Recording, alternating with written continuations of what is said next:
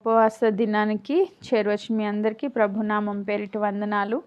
ఈరోజు ప్రత్యేకంగా మనందరికీ తెలిసిన విషయమే అయినప్పటికీ దేవుడు ఈరోజు మనతో ఏం మాట్లాడుతున్నారో నేర్చుకుందాం. న్యాయాధిపతుల గ్రంథము 13వ అధ్యాయంలో నుంచి న్యాయాధిపతుల గ్రంథము 13వ అధ్యాయం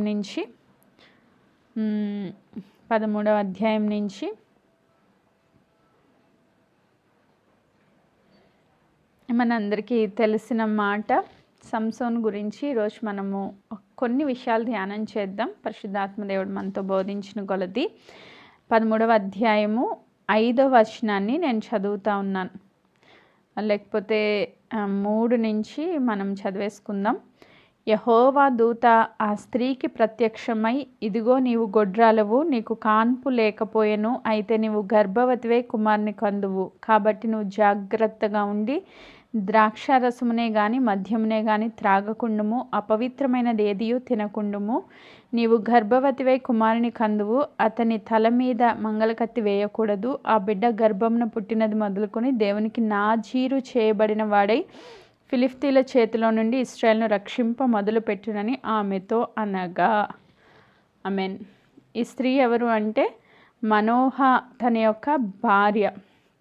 మనోహ భార్యకి దేవదూత ప్రత్యక్షమయ్యి ఆయనతో మాట్లాడుతున్న సందర్భాన్ని మనం చూస్తున్నాం. ఇక్కడ ఆమె గొడ్రాలుగా ఉంది, ఆమెకి పిల్లలు లేరు. సో భవిష్యత్తులో ఏం జరగబోతుందో దేవుని దూత ద్వారా ఆమెకు తెలియపరచబడింది. ఏమని తెలియపరిచారంటే, నువ్వు గొడ్రాలువి, ఇప్పుడు నువ్వు బిడ్డను కనబోతున్నావు. ఆ బిడ్డ ఎలా ఉంటుంది అంటే, ఫస్టే గర్భంలో నుంచే దేవుడు ఆ బిడ్డను ఏర్పరచుకుంటున్నారు, ప్రత్యేకించుకుంటున్నారు. ఎందుకంటే పుట్టినది గర్భమున, ఆ బిడ్డ గర్భమున పుట్టినది మొదలుకొని దేవునికి నాజీరు చేయబడిన వాడై, అంటే నాజీరు అంటే దేవుని కొరకు ప్రత్యేకించబడిన వాడు, లేదా దేవుని కొరకు ఏర్పరచబడిన వాడు, లేకపోతే దేవునికి సమర్పించుకున్నవాడు. సో ఈరోజు నూతన నిబంధనలో ఈ లోకంలో నుంచి మనం ఏం చేయబడ్డామని వాక్యం సెలవిస్తుందంటే, లోకంలో నుంచి ప్రత్యేకించబడ్డాం కదా, లోకానికి నుంచి వేరు చేయబడ్డాం. రోమాపత్రిక 12:1 నుంచి మనతో వాక్యం ఏం సెలవిస్తుంది అంటే, ఈ లోక ఆచారాలు, లోక పద్ధతులు, లోక పితృ పారంపర్య ఆచారాలు, వ్యర్థ ప్రవర్తన విడిచిపెట్టి లోకానికి వేరుగా మనము దేవుణ్ణి సేవించబద్దులమై ఉన్నాం. ఆమేన్. సంపూర్ణమైన అనుకూలమైన దేవుని చిత్తాన్ని ఎరిగి దాని ప్రకారంగా మనం జీవించడం, అది దేవుని చిత్తం. హల్లెలూయా.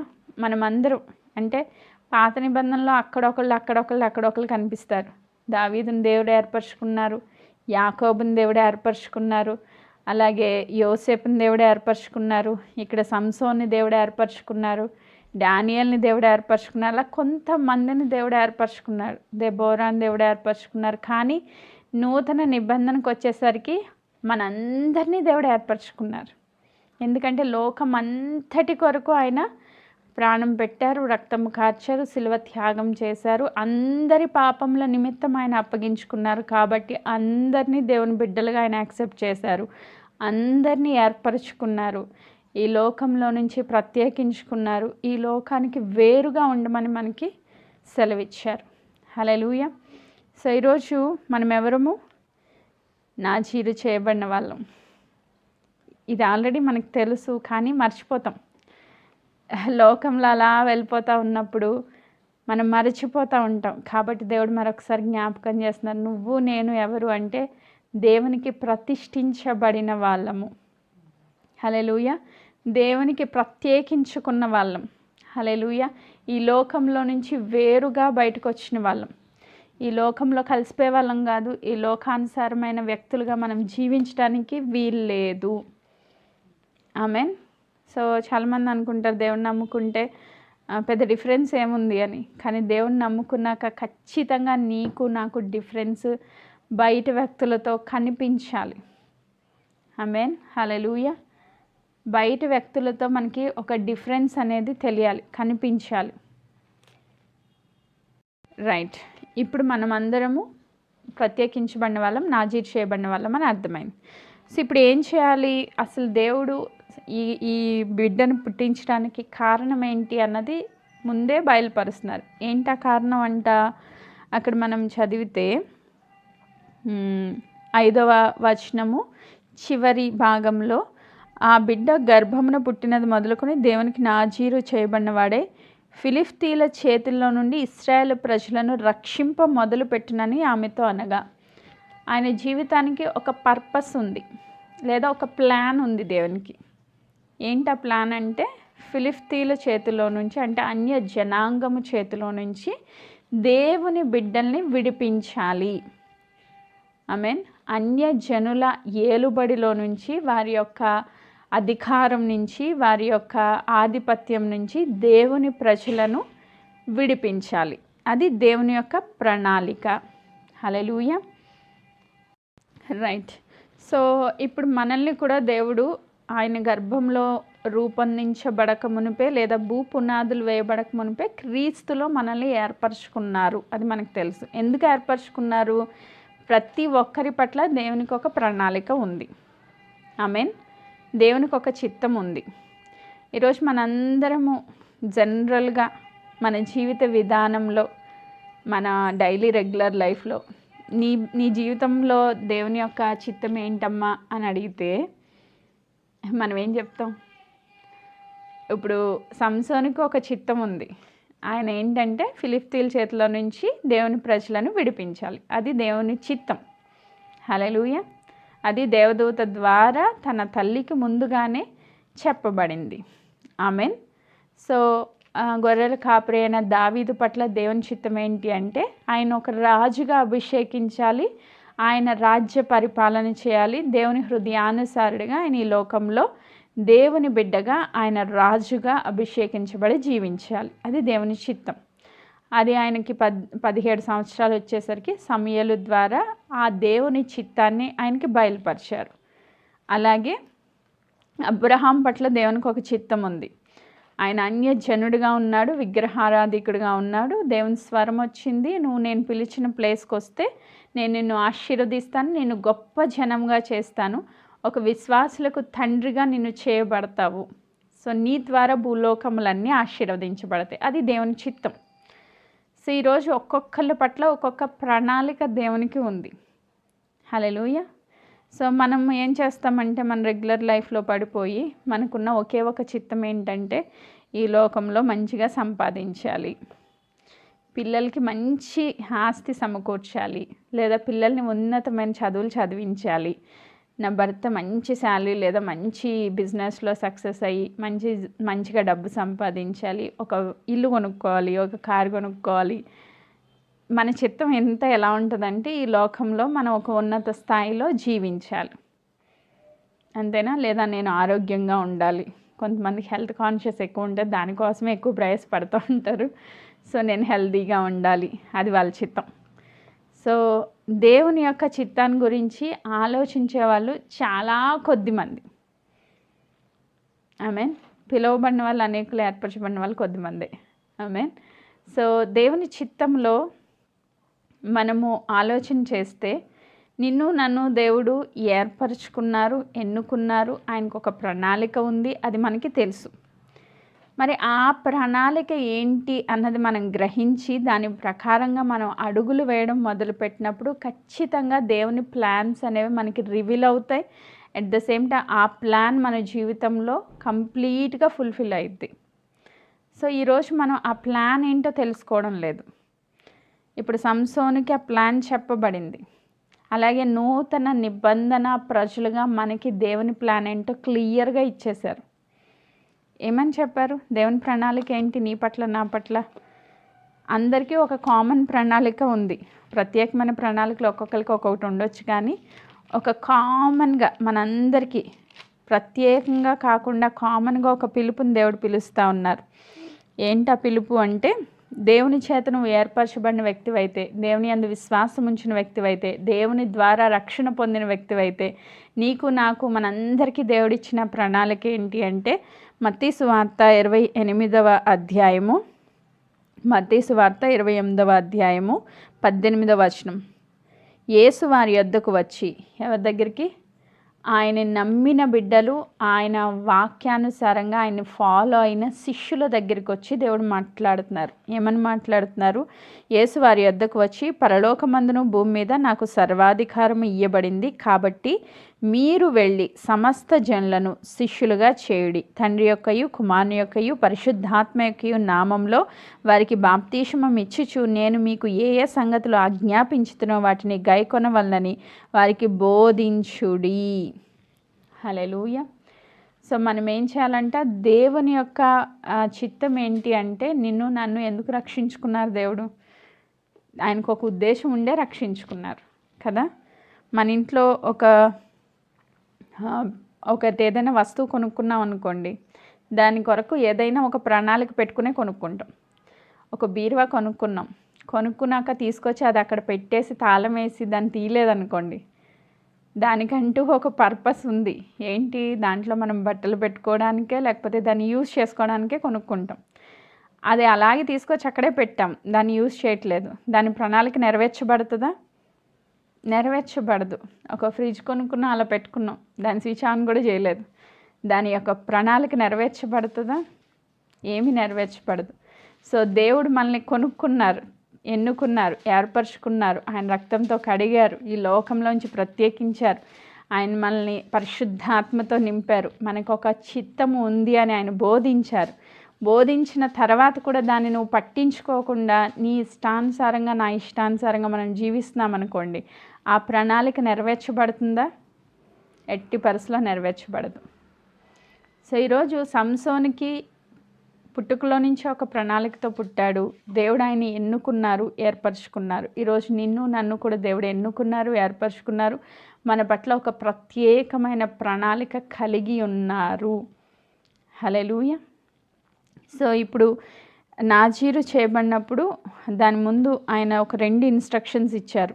దేవదూత చెప్తూ ఉన్నప్పుడు 5వ వచనంలో, నువ్వు గర్భవతి కుమారుని కందువు, అతని తల మీద మంగళకత్తి వేయకూడదు, ఆ బిడ్డ గర్భమున పుట్టినది మొదలుకొని దేవునికి నాజీరు చేయబడిన వాడే ఫిలిష్తీయుల చేతిలో నుండి ఇశ్రాయేలును రక్షింప మొదలు పెట్టునని ఆమెతో అనెను.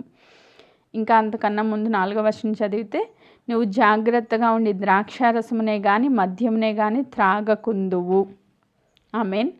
సో ఒకటి, నువ్వు ద్రాక్షారసాన్ని కానీ మద్యాన్ని కానీ తాగకూడదు. 2, మంగళకత్తి వేయకూడదు. ఆయన ప్రత్యేకించబడిన వ్యక్తి కాబట్టి ఒక ఇన్స్ట్రక్షన్స్ ఎలా ఉండాలి అన్నది ఇస్తూ ఉన్నారు. ఈరోజు మనం కూడా ప్రత్యేకించబడిన వాళ్ళం కాబట్టి ద్రాక్షారసము త్రాగకూడదు. అంటే ఇది నూతన నిబంధనకు వచ్చేసరికి ఎలా మనకి అప్లై అవుతుంది అంటే, ఎఫెసీలకు రాసిన పత్రిక 5వ అధ్యాయము 18వ వచనం. ఎఫెసీ పత్రిక 5వ అధ్యాయము 18వ వచనాన్ని నేను చదువుతున్నా. మరియు మద్యంతో మత్తులై ఉండకుడి, దానిలో దుర్వ్యాపారము కలదు, అయితే ఆత్మ పూర్ణులై ఉండుడి. హల్లెలూయా. మద్యం తాగితే ఏమొస్తుంది? ఎంజాయ్మెంట్ వస్తుంది, అంతే కదా. ఎందుకు తాగుతారు అంటే ఈ లోకపరమైన ఎంజాయ్మెంట్ కోసం. హల్లెలూయా. ఈ లోకపరమైన సుఖభోగాలు, లేకపోతే ఈ లోకపరమైన ఆనందాన్ని అనుభవించడానికి మద్యము లేదా మత్తు పానీయాలు తీసుకుంటారు వాళ్ళు. కానీ మనం ఏం చేయాలి నూతన నిబంధన ప్రజలుగా అంటే, మనం ఆత్మ పూర్ణులై ఉండాలంటే, అంటే ఆత్మలో ఆనందించడం మనం నేర్చుకోవాలి. హల్లెలూయా. ఆత్మలో సంపూర్ణులుగా ఉండాలి, ఆత్మకు లోబడాలి, ఆత్మస్వరాన్ని వినాలి, ఆత్మలో ప్రార్థించాలి, ఆత్మతో పాడాలి, ఆత్మ ద్వారా నడిపించబడాలి, ఆత్మకు లోబడాలి. ఆత్మలో మనము కాన్షియస్ కలిగి ఉండాలి. హల్లెలూయా. ఈరోజు నీలో పరిశుద్ధాత్ముడు ఉన్నాడు అన్న సంగతి నీకు అర్థమైతే, నువ్వు ఆత్మ పూర్ణతలోనికి వెళ్తే ఖచ్చితంగా పరిశుద్ధాత్మ దేవుని స్వరాన్ని నువ్వు వింటూ ఉంటావు. ఆ స్వరాన్ని విన్నప్పుడు నీకు వచ్చే ఆనందం ఎంత ద్రాక్షారసం తాగినా రాదు. హల్లెలూయా. ఆత్మ స్వరాన్ని విన్నప్పుడు, ఆత్మలో ఆనందించడం మొదలుపెట్టినప్పుడు దానిలో ఉన్న ఎంజాయ్మెంట్ ఈ లోకంలో ఏ ఎంజాయ్మెంట్కి కూడా సాటి అయినది కాదు. హల్లెలూయా. మీ ఎవరికైనా ఎక్స్పీరియన్స్ ఉందా? దేవుని ఆత్మస్వరాన్ని విన్నప్పుడు కలిగే ఆనందం ఉందా? ఉంటే మంచిది. ఒకవేళ లేకపోతే ఈరోజు దేవుణ్ణి అడుగుదాం ఏమని, ఆత్మ పూర్ణతలో ఉన్న ఆనందాన్ని నేను పొందుకోవాలి అని. హల్లెలూయా. రెండో మాట ఏమన్నారు, తల వెంట్రుకలు కత్తిరించుకోకూడదు. ఎందుకు కత్తిరించుకోకూడదు అంటే, ఇప్పుడు అందరూ హెయిర్ కట్ చేసుకుంటారు. ఎందుకంటే స్వభావ సిద్ధంగా మగవాళ్ళు హెయిర్ కట్ చేసుకోకపోతే అది వాళ్ళకి అవమానం కదా. ఇంత జుట్టు పెంచుకుని ఉంటే వాళ్ళకి అవమానం. ఇప్పుడు ఇంత జుట్టు పెంచుకున్న వాళ్ళు ముళ్ళేసుకుని తిరుగుతూ ఉంటే వాళ్ళని చూసినప్పుడు జనాలకి ఏమర్థమైందంటే, ఈ వ్యక్తి దేవునికి నాజీరు చేయబడిన వ్యక్తి. అంటే అది భౌతికంగా మనుషులకి కనిపించడానికి ఒక సూచనగా, సైన్గా ఇచ్చారనమాట. సో ఈరోజు నిన్ను నన్ను చూసినప్పుడు ఏం కనిపించాలంట, భౌతికంగా దేవుని బిడ్డలుగా కనిపించాలి. అంటే దేవుని చేత ప్రతిష్ఠించబడి, ఎన్నుకోబడి, ప్రత్యేకించబడిన వ్యక్తులుగా కనిపించాలంట. దీని కొరకు ఒక్క మాట చదువుతాను. 1 పేతురు పత్రిక 4వ అధ్యాయము 14వ వచనాన్ని నేను చదువుతున్నా. 1 పేతురు పత్రిక 4:14. అపరిమితమైన ఆ దుర్వ్యాపారం నందు తమతో కూడా మీరు పరిగెత్తిపోయినందుకు వారు ఆశ్చర్యపడుచు మిమ్మను దూషించుచున్నారు. 1 పేతురు పత్రిక 4వ అధ్యాయము 14వ వచనం. క్రీస్తు నామం నిమిత్తం మీరు నిందల పాలైన ఎడల మహిమా స్వరూపి అయిన ఆత్మ అనగా దేవుని ఆత్మ మీ మీద నిలుచుచున్నాడు గనక మీరు ధన్యులు. ఆమేన్. సో ఇప్పుడు నిందల పాలు అంటే జుట్టు పెంచుకొని తిరుగుతూ ఉంటే వాళ్ళందరూ చూసి నవ్వుతారు కదా, ఈ వ్యక్తి ఏంటి మగవాడయిండి ఇంత జుట్టు పెంచుకున్నాడు అనేసి అవమానకరంగా మాట్లాడతారు, నిందిస్తారు, దూషిస్తారు, అపహసిస్తారు. సో ఇప్పుడు నూతన నిబంధన ప్రజలుగా మనం దేవుని వాక్యానుసారంగా జీవించినప్పుడు, ప్రజల్లో కలవలేనప్పుడు, కొంతమంది ఈరోజు చూడండి, ఫర్ ఎగ్జాంపుల్ మన అపార్ట్మెంట్స్లో ఉన్న వాళ్ళకి తెలుస్తుంది, కింద ఏదో పూజలు పెడతారు, రమ్మని పిలుస్తారు, మనమేమో వెళ్ళకపోతే వాళ్ళకి ఎలా ఉంటుంది, అబ్బో గొప్ప భక్తులు దిగొచ్చేసారు, వీళ్ళే గొప్ప భక్తులు, వీళ్ళు ఏమీ మనం పెట్టినవి తినరు అని రకరకాలుగా మాట్లాడతారు, నిందిస్తారు, అవమానిస్తారు. ఇలాంటి ఏదైనా ఫంక్షన్కి వెళ్ళినప్పుడు వాళ్ళతో కలవకపోయినా, వాళ్ళతో మాట్లాడకపోయినా, వారు పెట్టింది తినకపోయినా రకరకాల నిందలు వస్తాయి, అవమానాలు వస్తాయి కదా. ప్రత్యేకించబడిన వ్యక్తులుగా మనం జీవిస్తూ ఉన్నప్పుడు, ఈ లోకానికి వేరుగా ఉన్నప్పుడు ఖచ్చితంగా నిందలు, అవమానాలు వస్తాయి. క్రీస్తు నిమిత్తం ఒకవేళ మీరు నిందించబడినా, అవమానించబడినా మీరు ధన్యులు. ఎలాగ ధన్యులు అవుతారు? పరిశుద్ధాత్ముడు మీ మీద ఉన్నాడు కాబట్టి మీరు అలా ప్రత్యేకంగా జీవించగలుగుతున్నారు. ఒకవేళ దేవుని ఆత్మ మీలో లేదనుకోండి, మీరు వాళ్ళతో కలిసిపోతారు. ఈరోజు పరిశుద్ధాత్ముడు మీలో ఉంటేనే ఆ ప్రత్యేకమైన జీవితాన్ని మనం కలిగి ఉండగలుగుతాము. లేదు అంటే వాళ్ళ దగ్గరికి వెళ్ళినప్పుడు వాళ్ళ కలిసిపోతారు. కొంతమంది దేవుని బిడ్డల దగ్గరికి వచ్చినప్పుడు దేవుని బిడ్డల్లో కలిసిపోతూ ఉంటారు. వీళ్ళలో సరైన ఆత్మ నడిపింపు లేదనమాట. పరిశుద్ధాత్ముడు ఉంటే ఖచ్చితంగా వాళ్ళలో వేరుపరచబడిన వ్యక్తులుగా ఉంటాం. తద్వారా నిందలు వస్తాయి, అవమానాలు వస్తాయి, దాన్ని బట్టి సంతోషిస్తాం కానీ దుఃఖపడం. హల్లెలూయా. మనం ధన్యులుగా భావించగలుగుతాం. ఆమేన్. సో మూడో మాట ఏంటంటే, మొదటిగా ఈ లోకపరమైన ఎంజాయ్మెంట్ కాదు కానీ పరిశుద్ధాత్మ పూర్ణులుగా ఉండాలి, ఆత్మలో ఆనందించాలి. రెండవదిగా ఆత్మ మన మీద నిలిచి ఉన్నదనడానికి మన ప్రవర్తన ద్వారా మనము ఎదుటి వాళ్ళకి దేవుని బిడ్డలుగా కనపరుచుకోవాలి. ఆమేన్. మన ప్రవర్తన ద్వారా ఎదుటివానికి దేవుని బిడ్డగా కనపరుచుకోవాలి. నెక్స్ట్ మూడవదిగా శవాల్ని ముట్టకూడదు. నాజీరు చేయబడిన వాళ్ళకి ఇంకొక ఇన్స్ట్రక్షన్ ఏంటంటే, అపవిత్రమైనది ఏది కూడా నువ్వు తినకూడదు, ముట్టకూడదు అని చెప్పారు. 4వ వచనము చివరి భాగంలో అపవిత్రమైనది ఏది ముట్టకూడదు. ఈ లోకమంతా ఈ లోక సంబంధమైన, ఇప్పుడు శవాన్ని ముట్టకూడదని ఎందుకన్నారు? అపవిత్రమైన శవాలను ముట్టకూడదని పాత నిబంధనలో ఒక రూల్ పెట్టారు దేవుడు. ఎందుకు పెట్టారు అంటే, నిర్జీవమైన దాన్ని తాకొద్దు అని. ఈ లోకంలో ఉన్నదంతా ఏంటి? నిర్జీవమైనదే. నిర్జీవ క్రియలను విడిచిపెట్టమని దేవుని వాక్యం సెలవిస్తూ ఉంది. హెబ్రీయులకు రాసిన పత్రిక 4వ అధ్యాయము 14వ వచనాన్ని నేను 9వ అధ్యాయము 14వ వచనాన్ని నేను చదువుతున్నా. హెబ్రీ పత్రిక 9వ అధ్యాయం 14వ వచనం. నిత్యుడగు ఆత్మ ద్వారా తను దేవునికి నిర్దోషిగా అర్పించుకున్న క్రీస్తు యొక్క రక్తము నిర్జీవ క్రియలను విడిచి జీవము గల దేవుని సేవించుటకు మీ మనస్సాక్షిని ఎంతో శుద్ధి చేయును. నిర్జీవ క్రియలు అంటే అపవిత్రమైన క్రియలు, వాటిని మనం ముట్టకూడదు. ఇప్పుడు ఈ 3 విషయాల్లో సంసోను ఫెయిల్ అయ్యాడు కదా. ఈ 3 విషయాల్లోని ఫెయిల్ అయ్యాడు ఆయన. ద్రాక్షారసం త్రాగొద్దు అని చెప్తే ఆయన విందు చేసుకుని ద్రాక్షారసం తాగడమే కాదు, అక్కడ ఉన్న వాళ్ళందరికీ తాగించాడు. ఆ విషయంలో ఫెయిల్ అయిపోయాడు. నెక్స్ట్ తల వెంట్రుకలు కత్తిరించుకోవద్దు అని చెప్తే తన సీక్రెట్ దెలీలాకి రివీల్ చేసి తల వెంట్రుకలు కత్తిరించేటట్లుగా తనే డోర్ ఓపెన్ చేసుకున్నాడు. ఇక 3వదిగా శవాన్ని ముట్టొద్దు అంటే చంపబడిన ఆ యొక్క సింహంలో ఉన్న ఆ తేనె పట్టును తీసుకుని తన తినడమే కాకుండా తన తల్లిదండ్రులకు కూడా ఇచ్చి అపవిత్రమైన కార్యాన్ని చేశాడు. అయితే నాకు వచ్చిన క్వశ్చన్ ఏంటంటే, ఈయన చిన్నప్పటి నుంచే ఏర్పరచబడినవాడు కదా, ఈయన ప్రత్యేకించబడిన వ్యక్తి కదా, ఈయన మీద పరిశుద్ధాత్ముడు ఉన్నారు కదా, ఆయన బలం ఉంది కదా, ఆయన బయటికి తెలుస్తుంది. ఆయన యాక్ట్ చేసిన ప్రతిసారి పరిశుద్ధాత్మ ద్వారా బలపరచబడి బహుబలమైన దేవుని కార్యాలు చేస్తూ వచ్చాడు. ఇలాంటి వ్యక్తి కూడా పడిపోయాడు. సో శరీరము భ్రష్ట స్వభావంతో పడిపోయాడు. ఈరోజు పరిశుద్ధాత్మ దేవుడు మనకి ఏం సెలవిస్తున్నారంటే, అలా పడిపోయే ఛాన్స్ ఉంది. ఎప్పుడు? పాత నిబంధనలో అంటే దేవుని యొక్క రక్తము, దేవుని యొక్క కార్యము వాళ్ళు రుచి చూడలేదు కాబట్టి వాళ్ళు శరీరానుసారంగా ప్రవర్తించి పడిపోయారు. సో ఈ శరీరానికి లోబడితే, అందుకే రోమా పత్రికలో అంటారు, శరీర క్రియలు మనల్ని ఎక్కడికి తీసుకెళ్తాయంటే మరణానికి తీసుకెళ్తాయి. దేవుని క్రియలు, దేవుని ఆత్మకు లోబడితే కనుక మనము దేవుని యొక్క క్రియలను చేయగలుగుతాం.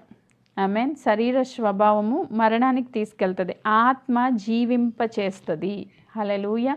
ఈరోజు నువ్వు ఆత్మపూర్ణురాలుగా ఆత్మ నీలో నిలిచి ఉండి ఆత్మ సంబంధమైన కార్యాలు చేస్తూ ఉంటే ఖచ్చితంగా దేవుని యొక్క చిత్తంలో నువ్వు నేను నిలవబడగలుగుతాం, దానిలో సక్సెస్ కూడా అవుతాం. హల్లెలూయా. సో శారీరక స్వభావంతో సంసోను పడిపోవడానికి కొన్ని రీజన్స్ అక్కడ మనం చూద్దాం. న్యాయాధిపతుల గ్రంథంలోనే, న్యాయాధిపతుల గ్రంథము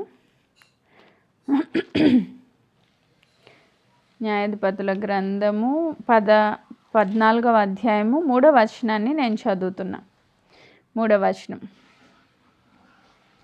వారు నీ స్వజనుల కుమార్తెల్లోనే కానీ నా జనులలోనే కానీ స్త్రీ లేదనుకుని సున్నతి పొందని ఫిలిష్తీయుల నుంచి కన్యకను తెచ్చుకుంటకు వెళ్ళుచున్నావా అని అతన్ని అడిగిరి. అందుకు సంసోను, ఆమె నాకు ఇష్టమైనది గనుక ఆమెను నా కొరకు తెప్పించమని తన తండ్రితో చెప్పాను.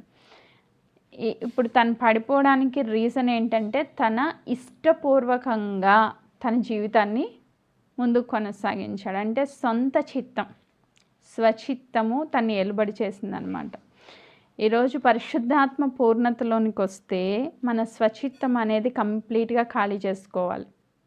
యేసుక్రీస్తు ప్రభు గెత్సెమనే తోటలో ప్రార్థన చేయడం మొదలుపెట్టారు. ఏమని? ప్రభువా, నీ చిత్తమైతే గిన్నె నా యొద్ద నుంచి తొలగించు, కానీ నా చిత్తము కాదు నీ చిత్తమే సిద్ధింపజేయబడును గాక అని. ఈరోజు మనకు కూడా స్వచిత్తాలు చాలా ఉంటాయి కదా, సొంత చిత్తాలు చాలా ఉంటాయి. నా బిడ్డ డాక్టర్ అవ్వాలి, ఇంకో బిడ్డ ఇంజనీర్ అవ్వాలి, లేకపోతే నేను ఇది సంపాదించాలి, లేకపోతే నేను ఇలా ఉండాలి. స్వచిత్తాలు చాలా ఉంటాయి కదా. ఇప్పుడు దేవుని చిత్తం ఏంటి? సంసోను పట్ల ఆ బిడ్డ ప్రత్యేకంగా ఉండి నాజీరు చేయబడిన వ్యక్తిగా ఫిలిష్తీయుల చేతిలో నుంచి ఇశ్రాయేల్ ప్రజలను విడిపించాలి. అది దేవుని చిత్తం. కానీ దేవుని చిత్తానికి వ్యతిరేకంగా ఈయన అన్య జనాంగంలో ఏ ఫిలిష్తీయులనైతే ఈయన నాశనం చేయాలో ఆ ఫిలిష్తీయుల కుమార్తెలో ఒకదాన్ని ఈయన ఇష్టపడ్డాడంట. అన్యులతో సహవాసం చేయొద్దని దేవుడు ముందే చెప్పారు, కానీ తన స్వచిత్తానికి లోబడిపోయాడు. ఈరోజు మనం ఎవరమైనా పరిశుద్ధాత్మ దేవుడు మరొకసారి మనల్ని క్వశ్చన్ చేస్తున్న మాట ఏంటంటే, నువ్వు దేవుని ఆత్మకు దేవుని చిత్తానికి లోబడుతున్నావా లేక స్వచిత్తానికి లోబడుతున్నామా? ఒకసారి మనం చెక్ చేసుకుందాం. ఒకవేళ స్వచిత్తానికి గనక మనం లోబడిపోతే మనము కంటికి నచ్చినది, మన మనసుకు నచ్చింది గనక మనం చేస్తూ పోతే శారీరక ఆశ మనల్ని ఏం చేస్తుందంటే గుడ్డివాళ్ళగా చేస్తుందంట. ఇంకా దేవుని చిత్తానికి లోబడేటట్లుగా మనల్ని ముందుకు వెళ్ళనివ్వదు. మళ్ళీ ఆత్మీయ గుడ్డితనంలోనికి తీసుకెళ్ళిపోద్ది. సో అప్పుడు దేవుని చిత్తాన్ని మనం నెరవేర్చలేం. రైట్? ఈరోజు మన సొంత ఇష్టపూర్వకంగా బ్రతుకుతున్నామా, మన కుటుంబాలు ఎలా ఉన్నాయి, లేక దేవుని చిత్తానికి లోపరుచుకుంటున్నామా అనేది మనం ఒకసారి చెక్ చేసుకుందాం. నెక్స్ట్, పవిత్రతను ఆయన నిర్లక్ష్యం చేస్తూ వచ్చాడు.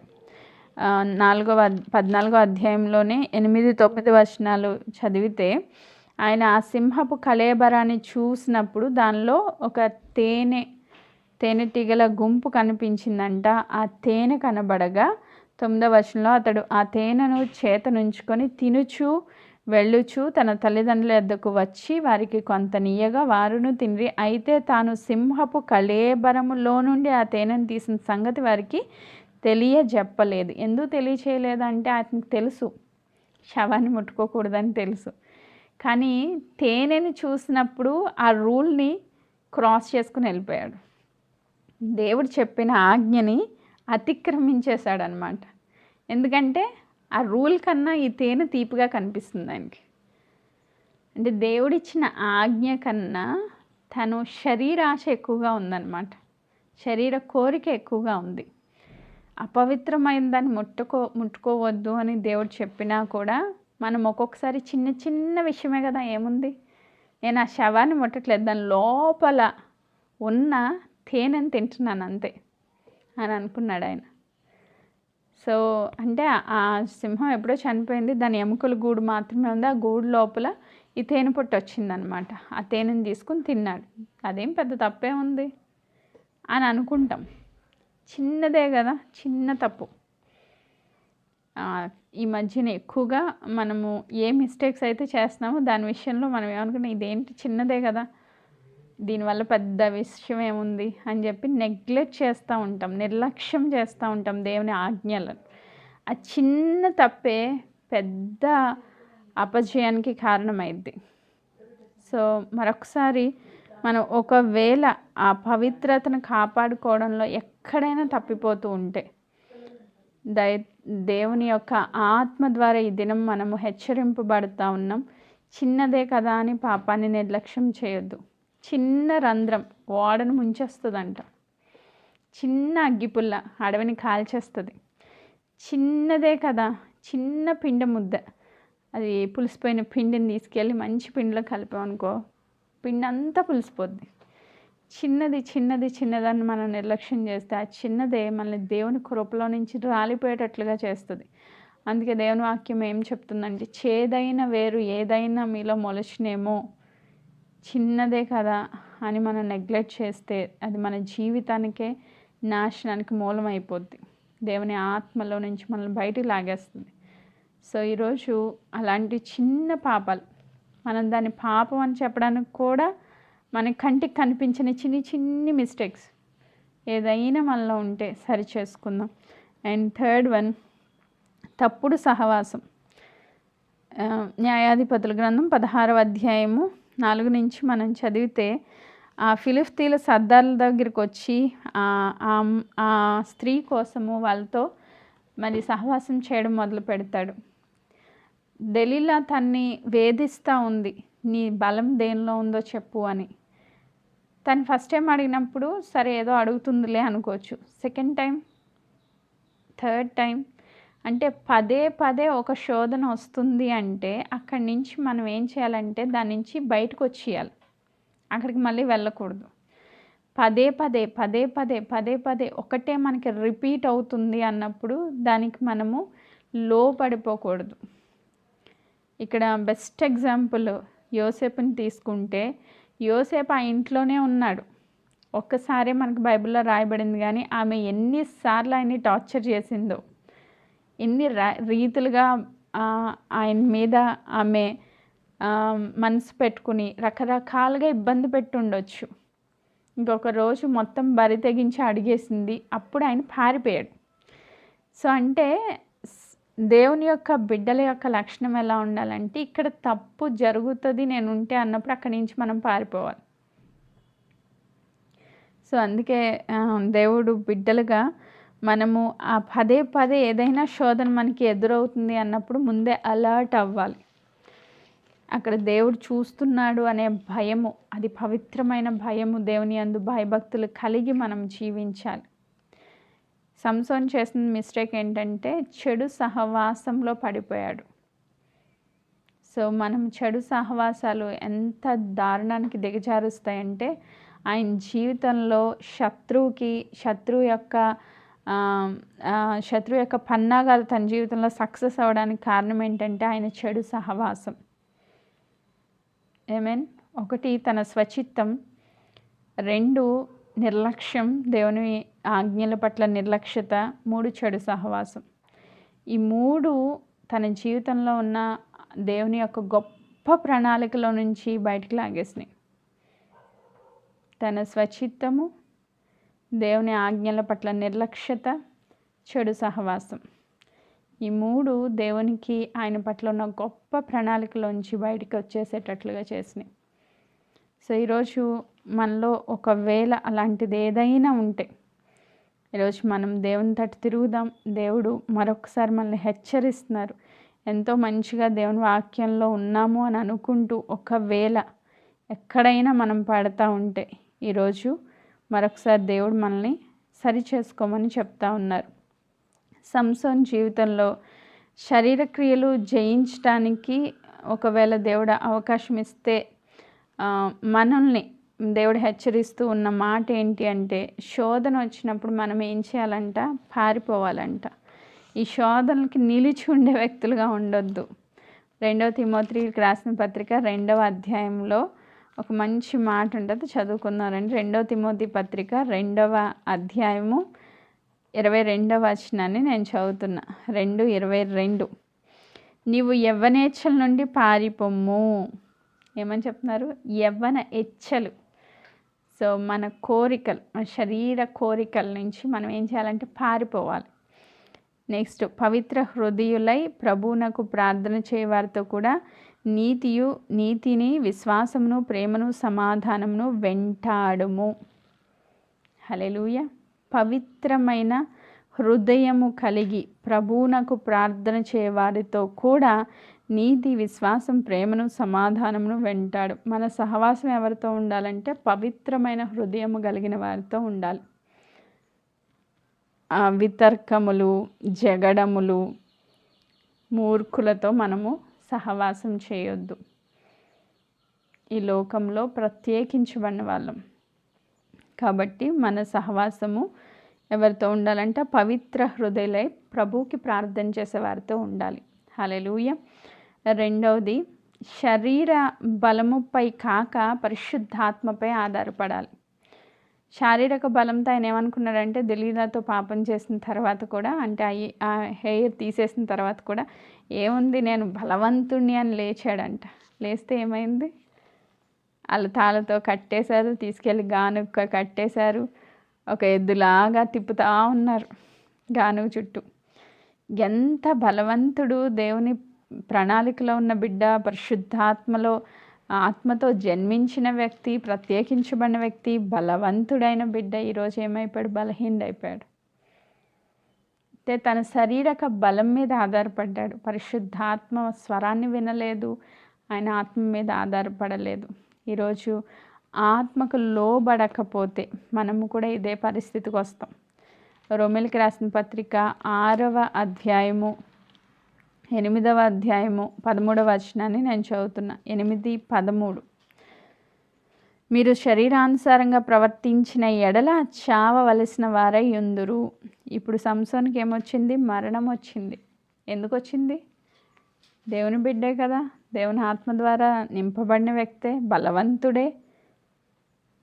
కానీ ఆయన శరీరానుసారంగా ప్రవర్తించాడు, దెలీలాకి లోబడిపోయాడు కాబట్టి, చెడు సహవాసంలో పడిపోయాడు కాబట్టి తన శరీరంపై ఆధారపడ్డాడు కానీ దేవుని ఆత్మపై ఆధారపడలేదు.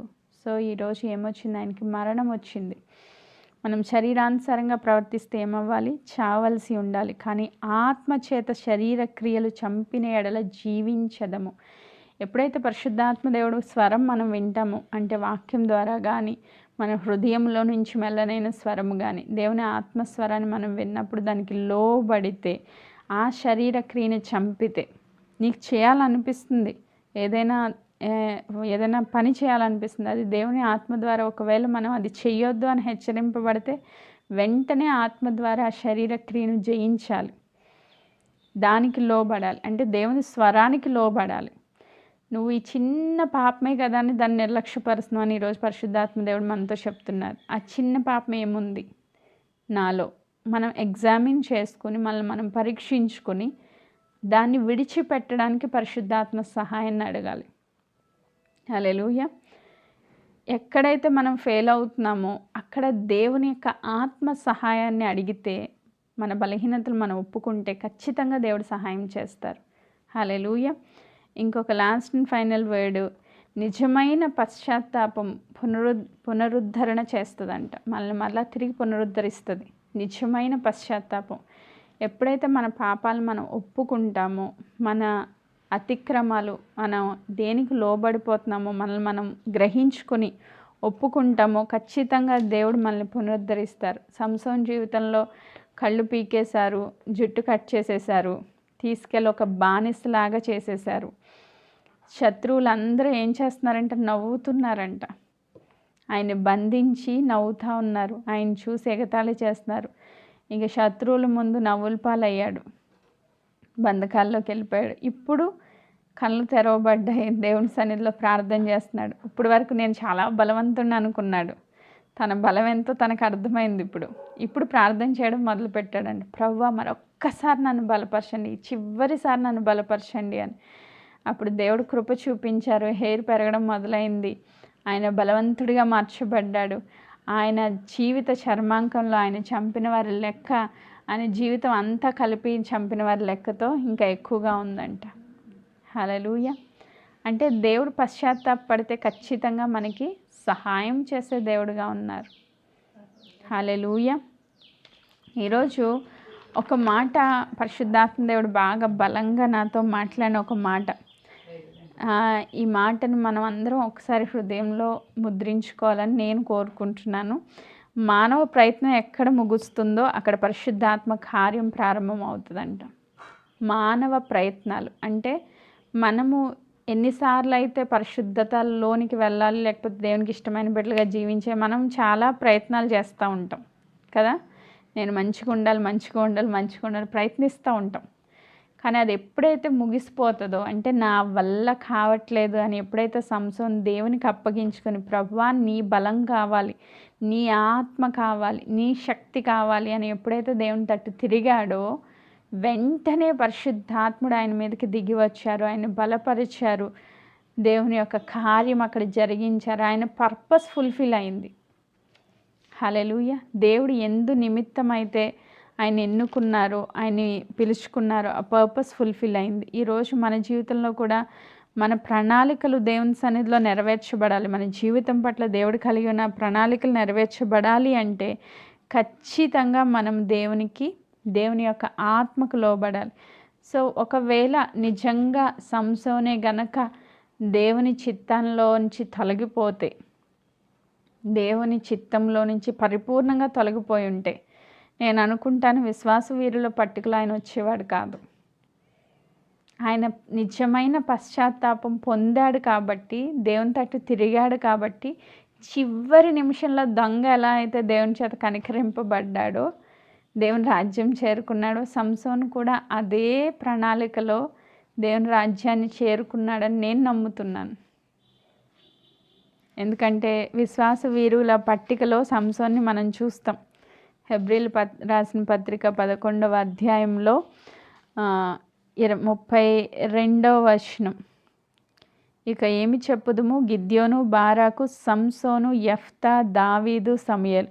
అంటే దావీదుతో సమానంగా సంసోన్ని కూడా పరిశుద్ధాత్మ దేవుడు రాయిపించారంటే, సమూయేలుతో సమానంగా రాయిపించారంటే నిజంగా పశ్చాత్తాపడకుండా ఆయన పేరు అక్కడికి వస్తుందా? ఎట్టి పరిస్థితుల్లో రాదు. అంటే ఈరోజు ఆయన ఎన్ని మిస్టేక్స్ చేసినా దేవుడు క్షమించారు. ఆయన పాపిగా ఎంచలేదు, పరిశుద్ధునిగానే మార్చారు. ఎందుకంటే నిజమైన పశ్చాత్తాపం దేవుని ప్రణాళికల్లో మనల్ని స్థిరపరుస్తుంది. మానవ ప్రయత్నం అంతా ముగిసిపోయింది. ఇంకా ఆయన నా వల్ల కాదు అనుకుని దేవుని తట్టు పూర్తిగా తిరిగాడు. మన బలహీనతలన్నీ దేవుని దగ్గర ఒప్పుకున్నప్పుడు, దేవా నేను పాపిని ఆయన ఒప్పుకున్నప్పుడు పరిశుద్ధాత్మ దేవుడు ఆయనలో కార్యం చేయడం మొదలుపెట్టారు. ఈరోజు నా జీవితంలో కూడా మన పట్ల దేవునికి ఒక గొప్ప ప్రణాళిక ఉంది. అది నెరవేర్చడానికి దేవుడు సిద్ధంగా ఉన్నారు. అయితే మనం ఏం చేయాలి? మన బలహీనతలు, మనం ఎక్కడ పడిపోతున్నాం, ఎక్కడ ఫెయిల్ అవుతున్నాం, దేవుని దగ్గర యథార్థంగా మన బలహీనతలు ఒప్పుకున్నప్పుడు, మన ప్రయత్నాలన్నీ పక్కన పెట్టి దేవుని యొక్క కృప కొరకు వేడుకున్నప్పుడు, పరిశుద్ధాత్మ సహాయాన్ని వేడుకున్నప్పుడు, అందుకే నూతన నిబంధనలో పరిశుద్ధాత్మ గురించి రాయబడిన మాట, ఆయన సహాయకుడు, ఆయన మంచి సహాయకుడు, ఆయన హెల్పర్, ఆయన ఒక గైడెన్స్ ఇస్తారు నీకు, ఆయన నీకు సహాయం చేస్తారు. కాబట్టి ఆయన సహాయాన్ని మనం కోరుకుందాం, మన బలహీనతలోంచి బయటకు వద్దాం, దేవుని చిత్తాన్ని మన జీవితంలో పరిపూర్ణంగా నెరవేరుద్దాం. దేవుని యొక్క ఆత్మ పూర్ణతలోనికి వెళ్ళి ఆయన ఆత్మ మనలో నిలిచి ఉండేటట్లుగా, ఆయన ఆత్మ సహవాసంలో మనం కంటిన్యూ అయితే ఖచ్చితంగా దేవుని చిత్తం మన జీవితంలో నెరవేర్చబడుతుంది. సొంత ప్రయత్నాలు వద్దు, సొంత ఆలోచనలు వద్దు, స్వచిత్తం వద్దు, చెడు స్నేహాలు, చెడు అలవాట్లు మన జీవితంలో ఇంకా తావు లేకుండా పరిశుద్ధాత్మ దేవుడు మనల్ని బలపరుస్తారు. ఆత్మ ద్వారా విడుదలిస్తారు, ఆత్మ ద్వారా నడిపించడానికి ఆయన సిద్ధంగా ఉన్నారు. అట్టి కృపను మనందరికీ దేవుడు అనుగ్రహించును గాక. దేవుడి వాక్య భాగమును దీవించును గాక. ఆమేన్. Praise God.